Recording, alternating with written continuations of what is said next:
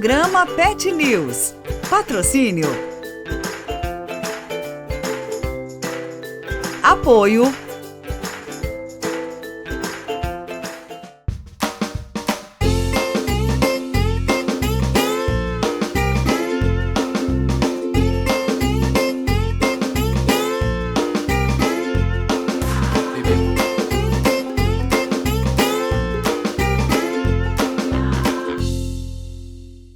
Olá, eu sou a Daiane Ribeiro e começa agora o nosso programa Pet News. E aí, tá pensando em viajar e quer levar o seu pet com você? Mas sabia que viajar com seu animalzinho não é tão simples quanto parece?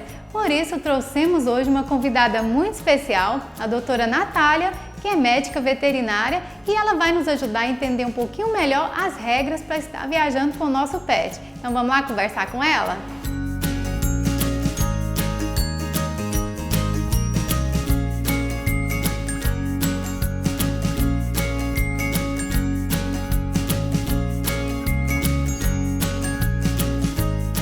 Olá, Natália, tudo bem? Oi, Daiane, tudo bem? É um prazer estar aqui falando com você, um tema tão legal, tão curioso, para a gente poder entender como que nós vamos fazer para poder transportar os animais, né? Porque afinal a gente quer levar eles para todos os lugares que a gente for. Verdade. Eu já vou começar te perguntando, Natália, se qualquer espécie, desde que seja de pequeno porte, pode viajar com o tutor? Nós temos algumas regras a serem seguidas, né? Isso depende muito das companhias aéreas, o que eles exigem, né? Então isso é importante o passageiro ir sempre na companhia e entender qual que é a regra de acordo com o porte do animal. Mas o comum mesmo hoje é o transporte de cães e gatos, mas também tem transportes de cargas, que são as aves, os roedores, animais exóticos, isso tudo pode ser transportado desde que siga as regras. Os cães e gatos têm as documentações, né? Sim. Agora, com relação aos animais exóticos e silvestres, eles já têm um guia de trânsito que é exigido, tem as documentações do IBAMA, é uma coisa bem mais legalizada. Em relação a cães e gatos, tem o peso ideal, assim, o peso limite para viajar com eles? Tá. Na cabine, junto com o passageiro, o animal, cão e gato, ele pode ir até 10 quilos de peso. Sim. Com a caixa de transporte. Ele vai no seu pé, no banco da frente, né, do passageiro, naquele compartimento embaixo. Então tem que ser uma caixinha pequena, né? No caso essa daqui, ela já é uma casinha que é grande, ela não entra debaixo do banco, é mais ou menos 24 centímetros. Essa daqui ela já vai como compartimento de carga viva, né? Aí acima de 10 quilos ele já vai no outro compartimento, né? O pessoal tem bastante medo, mas já é um compartimento separado para cães e gatos, não são junto com as malas. E esses animais, eles precisam ser sedados para estar viajando? Não é recomendado, né? Porque a sedação ela é um procedimento anestésico. Então, imaginamos que durante a viagem pode ter intercorrências de paradas cardíacas, respiratórias, então não tem ninguém acompanhando isso. Até para o pessoal da companhia ver se o animal está sedado, se ele está bem, se ele não está, então não é recomendado. E o tutor, ele precisa se organizar com quanto tempo de antecedência para poder viajar com o pet dele? Depende do destino dele, se é uma viagem nacional ou internacional. A viagem nacional, ela vai exigir o cartão de vacina atualizado da vacina antirrábica, né? A vacina de raiva, ela é feita acima de 3 meses de idade, ela já pode ser feita. As vacinas múltiplas, né, não tem exigência. Ele tem que ter vermifugado, controle de pulgas e carrapatos, um animal saudável, ele tem que estar apto à viagem. Além disso, autorização veterinária, que tem que ser feita 10 dias antes. Essa vacina antirrábica, ela tem que ser dada no animalzinho próximo à viagem ou pode ser muito... Para viagem nacional, ela tem que estar no período de 1 ano de validade. Para quem for fazer a viagem internacional, tem que se programar, eu falo assim, pelo menos 5 meses, né?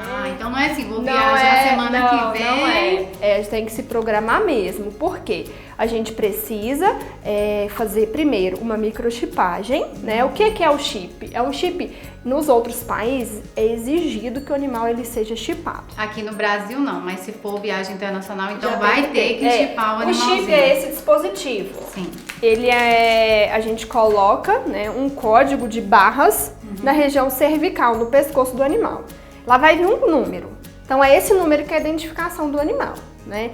E aí vai estar constando quais são os dados do animal, do tutor, o endereço. Ele não é GPS. Então ele é uma forma do dono provar que o animal é dele, ou se fugir, encontra o dono. Aí tem os leitores de chip que a gente faz, que é esse daqui, para ver o código. Isso. E aí faz o chip e logo em seguida tem que fazer a vacina da raiva. Se o animal ele tiver vacinado um mês atrás, ele tem que vacinar de novo, porque obrigatoriamente ele precisa ser pós. Então, primeiro vai chipar o animal na viagem internacional e depois vai aplicar a vacina da raiva. Tem que ser uma vacina importada, ética, né? Ter o selo, tudo certinho que a gente precisa para colocar na documentação. Aí nós vamos contar 30 dias. Após os 30 dias, a gente tem que coletar a sorologia. Lembrando que não são todos os países. Cada país tem uma regra, né? Então, a primeira pessoa vai ver o destino, isso, eu sempre olhar as regras falo. daquele país. Vai no Ministério da Agricultura, no aeroporto, ver certinho na Vigiagro qual que é a regra do país de destino. Pra gente seguir de acordo com aquele protocolo. Cada país vai ter uma exigência diferente. Isso. Aí fazendo a sorologia, a gente coleta um sangue, manda para laboratórios específicos, não são qualquer laboratório que aceita. Então após a vacina ainda tem que fazer a sorologia para ver se funcionou mesmo. Isso, tem que ser 30 dias exatos. Sim. Né? Mandamos esse resultado em laboratório que pede um mês, então assim já foi 2 meses. Nossa, nessa brincadeira, então né? Tem que ser bem antes de programar essa viagem. Isso. E tem países que exigem, depois da sorologia pronta, uma quarentena de 90 dias. Nossa, ainda tem mais. Nossa, então realmente tem que programado. Isso. E vamos falar um pouquinho das medidas, normalmente, que eles exigem de uma caixinha para viajar lá em cima com o tutor no avião. Tá, então como eu disse, essa caixa aqui ela é grande. Então, o recomendado, eu acho mais fácil é aquelas caixinhas de pano, que é tipo uma bolsa. Né?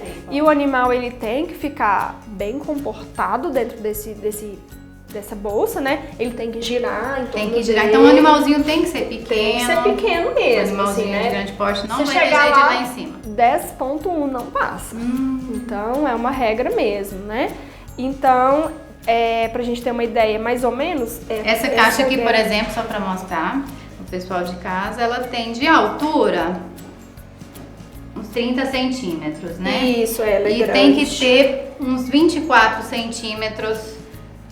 Ó, pra você ver, a caixinha tem que ser, gente, é muito pequena, muito pequena. Não é qualquer caixinha que você vai conseguir viajar com seu animalzinho lá em cima.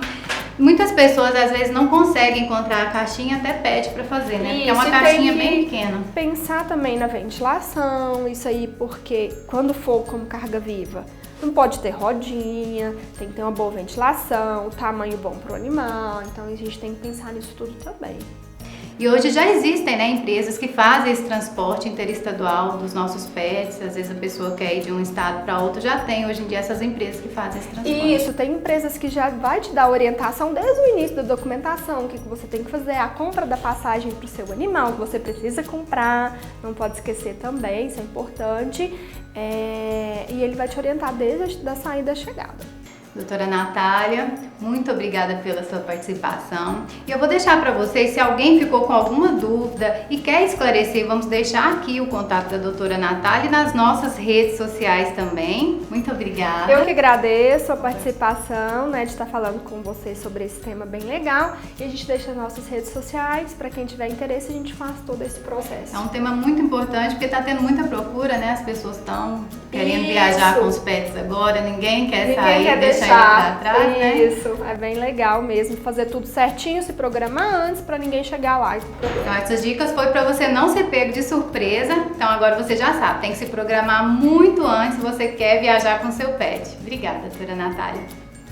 E no próximo bloco vamos te ensinar uma receita de um delicioso brigadeiro para o seu pet e também vamos te ensinar a fazer um vermífugo natural com a doutora Luciana, então não saia daí, voltamos já já.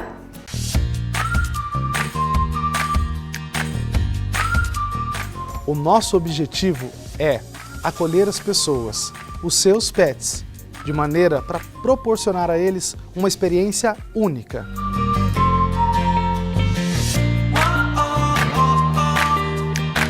Este é o Ecos Pet Park. Sejam bem-vindos.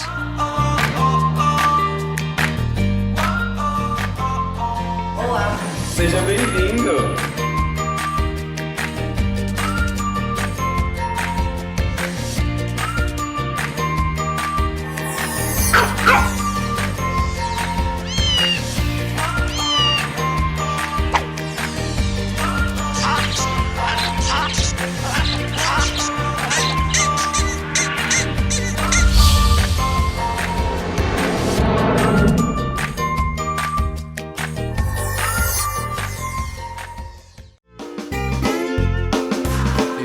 Continue assistindo o programa Pet News.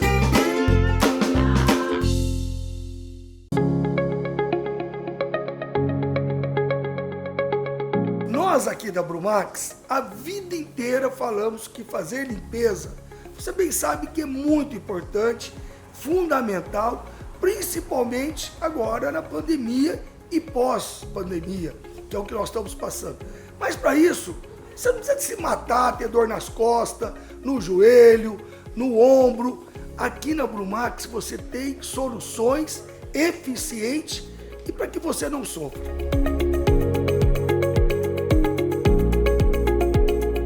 Vocês nunca me viram desse jeito, tão agasalhado. Ou seja, o frio chegou e vai permanecer. Fazer a limpeza agora é muito mais difícil, concorda? Colocar a mão na água, ficar agachando e levantando. Aqui você tem acessórios, você tem mop spray, mop espremedor, mop pó. Aqui você faz limpeza de verdade, sem no final do dia estar com dor nas costas, na coluna, no ombro, no joelho. Quer fazer limpeza eficiente, sem sofrer e economizando de verdade? Só pode ser aqui na Brumax.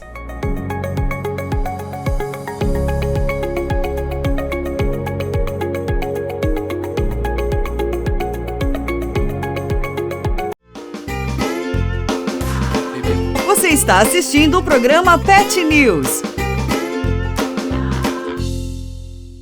Estamos de volta e quem não ama um brigadeiro, hein? Sabia que você também pode preparar um brigadeiro natural para o seu pet? E por isso convidamos hoje a doutora Luciana, que é médica veterinária nutricionista, e ela vai nos ensinar a fazer um delicioso brigadeiro para o seu pet, que eu tenho certeza que ele vai adorar. Vamos começar então com a nossa receita do brigadeiro. Doutora Luciana, tudo bem? Tudo bem? Então fala pra gente quais os ingredientes para começar essa receita. Então, são 3 ingredientes bem simples. A gente vai utilizar o fígado bovino, né? Em média 2 fígados. A linhaça pode ser linhaça dourada, que a gente está usando a linhaça dourada, pode ser a marrom e pode ser a chia também. E a batata doce. Sim, vamos começar então com a preparação do fígado. Como que é? Então, o fígado é muito simples também, a gente só vai ferventá-lo em água, né? A gente vai deixar ele de 5 a 10 minutos ferventando em água. Quando a gente vê que ele já ficou aquela coloração amarronzada, né? Ele já está pronto, a gente já pode utilizar ele para fazer o purezinho de fígado. Aqui a gente já tem um fígado pronto, né? A gente vai retirar, vamos colocá-lo aqui. Você usou aí 2 bifes de fígado, né? Isso, 2 bifes. Nós vamos picá-lo, né, para colocar no triturador. 2 bifes de fígado é suficiente para fazer quantos brigadeiros, Luciana? Em média, vai dar uns 30, 50 brigadeiros. Vai depender do tamanho que você for enrolar. Se fazer um maiorzinho, vai dar uns 30. Se fazer ele menorzinho, uns 50, né? Esse brigadeiro, a gente pode oferecer ele tanto para cães quanto para gatos. Ele tem um uso terapêutico também, porque o fígado, ele é um alimento antioxidante, ele é riquíssimo em vitamina A, né? Ele também ajuda em processos de anemia, né? Cãezinhos que... É muito saudável, né? Muito saudável, ele é rico no mineral, né? Que é o ferro, e proteínas, né? Então as vísceras, elas têm um papel muito importante na saúde dos cães e dos gatos. Até uma dica importante, essa água a gente não descarta ela. A gente pode colocar ela na forminha de gelo e fazer gelinhos em dias mais quentes, assim, né? Como hoje em dia tá quente. Tá muito quente. Muito quente, a gente oferece para eles como um petisco no decorrer do dia para refrescar, né? E a gente não perde esses nutrientes que ficam nessa água também, né? Interessante. E, doutora Luciana, a batata doce, a gente vai só amassar ela? Sim, a batata doce a gente cozinha, né? Quando ela estiver bem cozidinha, a gente amassa ela com um garfinho mesmo, é bem simples. E aí a gente mistura esses dois purês, né? O purê da batata doce com o purê do fígado. Doutora Luciane, então vamos fazer esse processo inteiro e mostrar para o público de casa? Sim, vamos preparar então, né?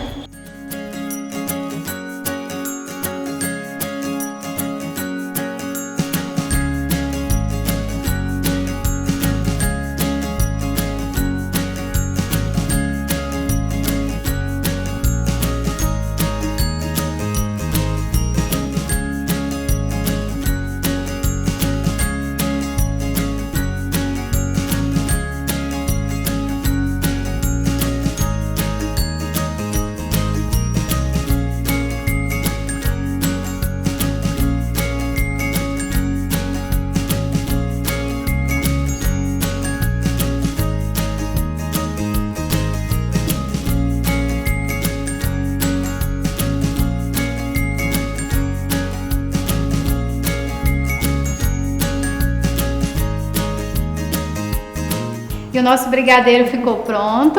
Olha que lindo que ficou.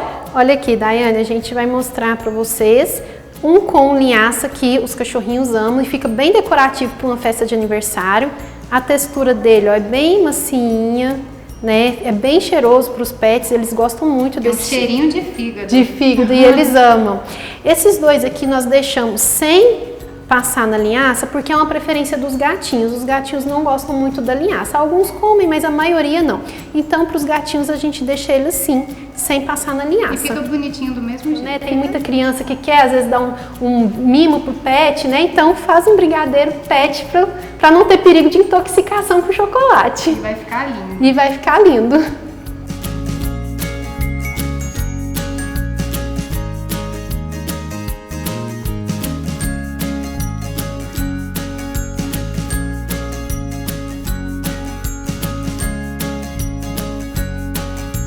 E também vamos fazer uma receita muito simples e importante para a saúde dos nossos pets, que é o vermífugo para cães e gatos. Doutora Luciane, explica quais ingredientes necessários para essa receita. Então, Daiane, nós vamos utilizar a hortelãzinha, que é o principal. Ela que tem a ação de vermífugo natural. Ela auxilia também no tratamento de giardia, né? Para cãezinhos que têm giardia recorrente, é muito bom. Macera ela no pilãozinho. Se você não tiver o pilãozinho, pode ser qualquer outro triturador que você tenha, né? Às vezes triturar com colher, né? Você tenta adaptar com a sua realidade.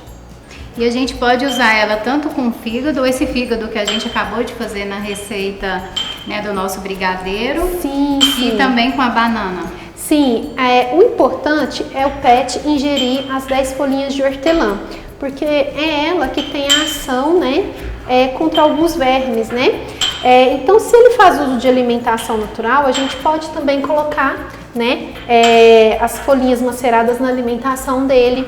Pode colocar no patezinho de fígado, na fruta que ele gosta, né, amassadinha. O importante é ele comer a folhinha de hortelã. E tem alguns animais que comem a folhinha pura, como os né? gatinhos. Os gatinhos, às vezes, você pode já dar, né, a próprio massinho, assim, eles gostam de comer ela. Isso. Se o pet gostar de comer ela pura, não tem problema, pode oferecer ela pura também. Doutora Luciana, 10 folhinhas uma vez só já é suficiente para ter essa ação de herbicida? Então, o tratamento mínimo são durante 10 dias. Então, ele vai fazer macerar, né? Vai ficar bem maceradinho assim, essas 10 folhinhas. Vai misturar com frutinha, com a comidinha dele e dá no mínimo durante 10 dias. Pode passar de 10 dias? Pode, se o petzinho gostar, porque a hortelã, ela é um alimento natural, ela não tem contraindicações para pets saudáveis, né? E além dessa ação que auxilia, né, no tratamento dos vermes, ela também auxilia em processos respiratórios, né? Prevenir algumas gripes, problemas do trato respiratório do pet. Então, nós vamos fazer agora uma das preparações, né? A gente vai tirar a hortelã macerada e acrescentar um pouquinho do patê de fígado que nós fizemos para a receitinha anterior. E nós vamos misturar, né, formar uma misturinha aqui mesmo e oferecer para o seu cachorrinho e para o seu gatinho. Se o seu gatinho gostar do hortelãzinho assim, ele vai consumir com facilidade. Se não, oferecer in natura para os gatinhos. E para os cachorrinhos, aqui já está pronto. Fica assim, e pode ser oferecido também com fruta amassadinha. Ótimo, uma excelente dica para vocês aí de casa. Espero que vocês tenham gostado dessa receita nossa do brigadeiro e desse vermífugo natural. Muito obrigada, doutora Luciana. Eu que agradeço, foi um prazer. E eu vou deixar aqui o contato da doutora Luciana nas nossas redes sociais também. Caso você tenha alguma dúvida ou alguma sugestão que queira falar com ela, vamos deixar o contato para você. E no próximo bloco vamos falar sobre a acupuntura veterinária e seus benefícios com a doutora Fernanda. Espero por vocês, voltamos já já. Tradição e credibilidade são marcas da ExataVet, farmácia de manipulação veterinária. A ExataVet possui estacionamento próprio e o atendimento é rápido e especializado. A ExataVet também recebe sua solicitação e faz seu orçamento pelo WhatsApp. Com laboratório próprio e tecnologias sempre atualizadas, a farmácia oferece suas medicações com altíssima qualidade e todas as certificações exigidas, garantindo a mesma eficácia dos medicamentos industrializados, com um custo de até 50% mais barato que os convencionais. Conheça a ExataVet, saúde animal na dose exata.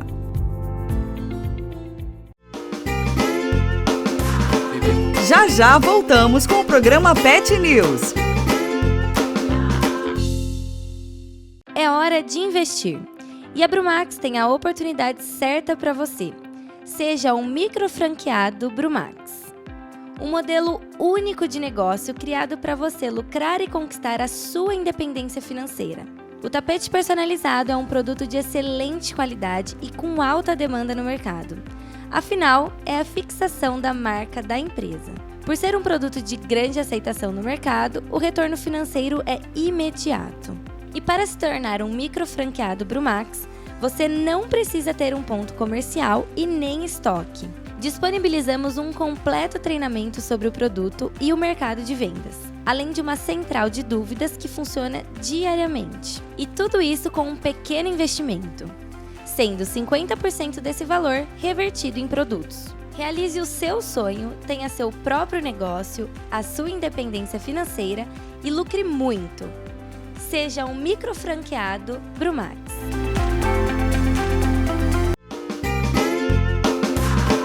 Você está assistindo o programa Pet News. Já estamos de volta e agora vamos falar um pouquinho sobre os benefícios da acupuntura em pets com a doutora Fernanda, que é pós-graduada em medicina veterinária e também é sócia proprietária da clínica Sense Care.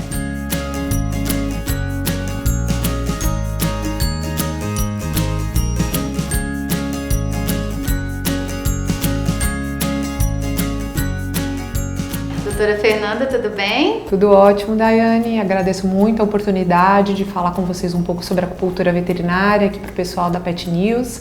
Vamos lá, o que vocês têm dúvida? Comece explicando para a gente o que é a acupuntura. Vamos lá. A acupuntura é uma das técnicas da medicina tradicional chinesa e ela consiste na colocação de algumas agulhas de aço inox, nos pontos que a gente chama de ponto de acupuntura.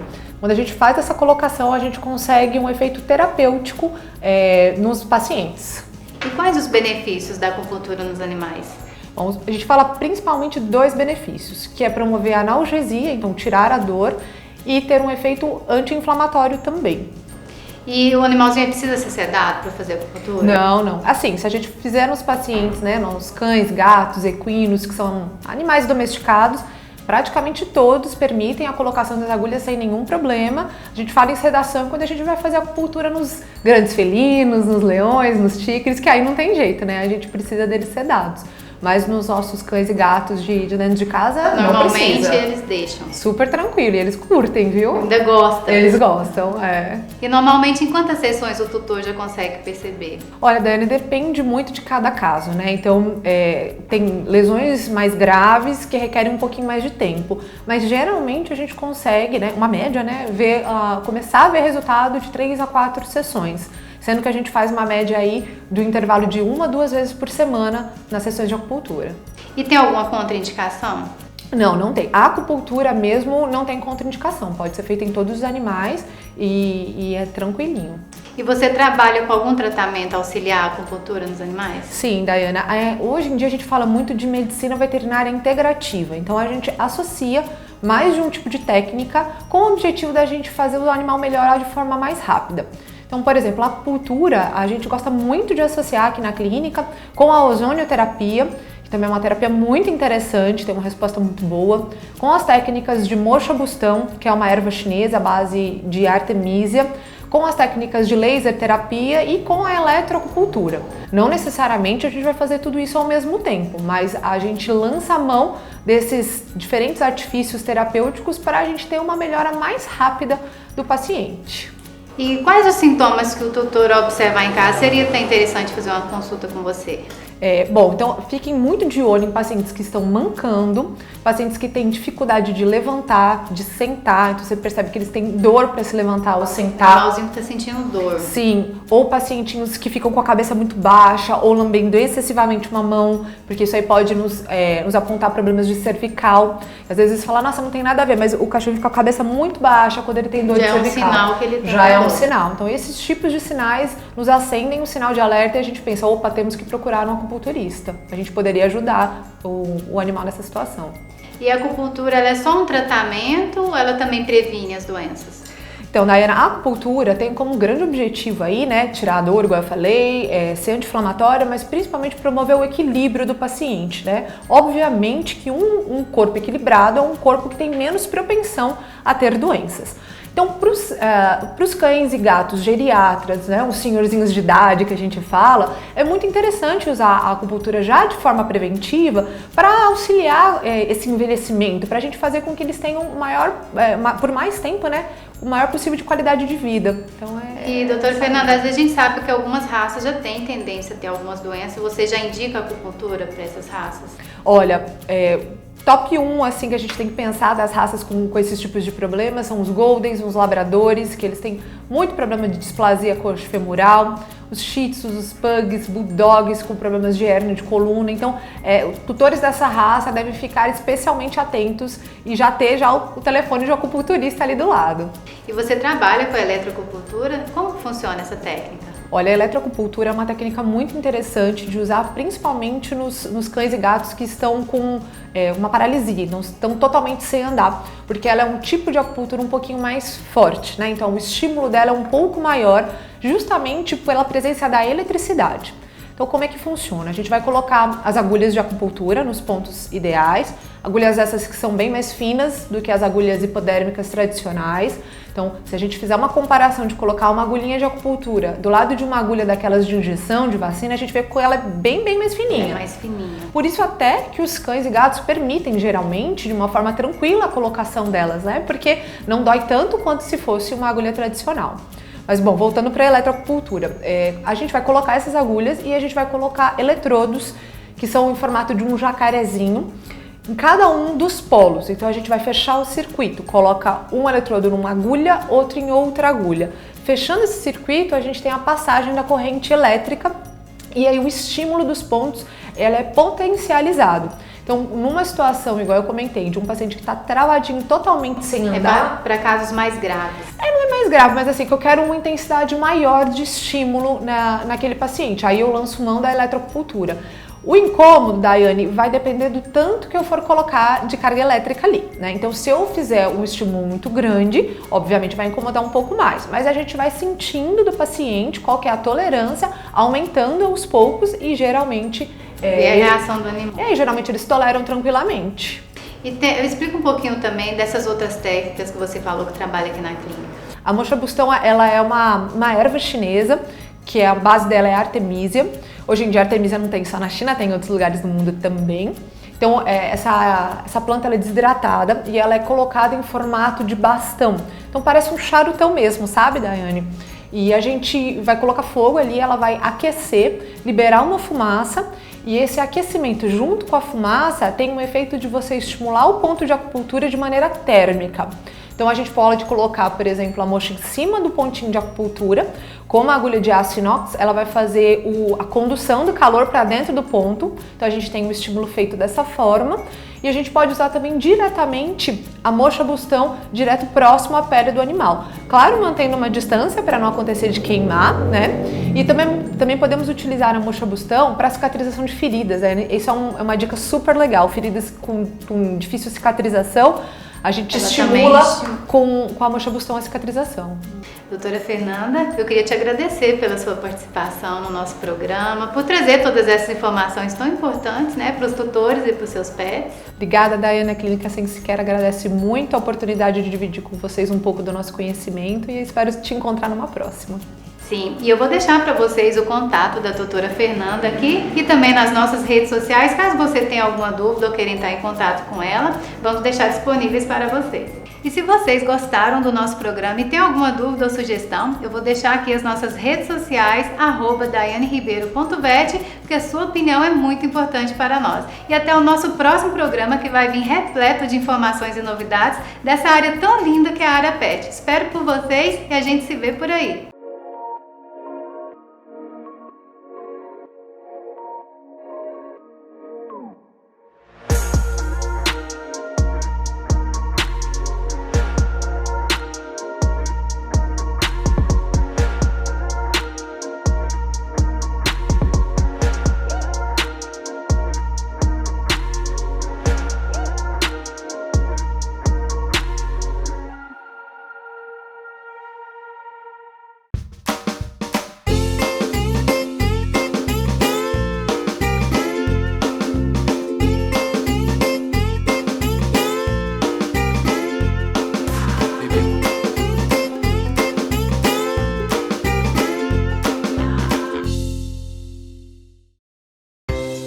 Programa Pet News. Patrocínio. Apoio